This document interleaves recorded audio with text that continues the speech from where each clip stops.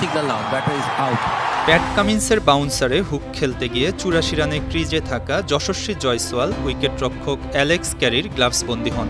কামিন্সদের জোরালো আবেদনে মাঠের আম্পায়ার জোয়েল উইলসন সাড়া দেননি। রিভিউ নেওয়ার সিদ্ধান্ত নেয় অস্ট্রেলিয়া দল।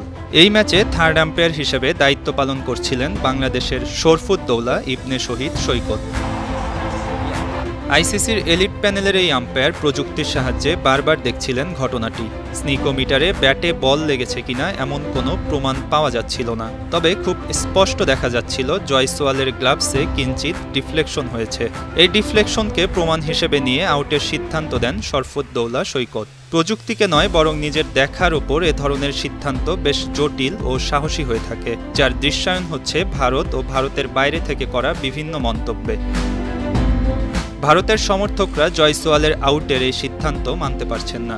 সামাজিক যোগাযোগ মাধ্যমে তারা বিভিন্ন মন্তব্য করছেন। অন্যদিকে সাবেক অস্ট্রেলিয়ান অধিনায়ক রিকি পন্টিংয়ের মতে এটা স্পষ্ট আউট। আইসিসি এলিট প্যানেলের সাবেক আম্পায়ার সাইমন টফেল এই সিদ্ধান্তকে স্বাগত জানিয়েছেন। তিনি মনে করেন থার্ড আম্পায়ার সঠিক সিদ্ধান্তই দিয়েছেন।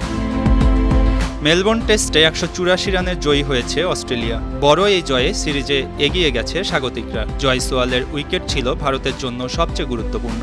এই বাঁহাতি ব্যাটার আউট হওয়ার পর ভারতের ড্র করার স্বপ্ন হাতছাড়া হয়ে যায়। ম্যাচ শেষে তাই রোহিত শর্মা আউটের সিদ্ধান্তকে মেনে নিলেও সন্তুষ্ট হতে পারছিলেন না। এই ভারতীয় অধিনায়ক মনে করেন তাদের সঙ্গেই বেশিরভাগ সময় এ ধরনের ঘটনা ঘটে। মঈন হাসান, ৫২ টিভি।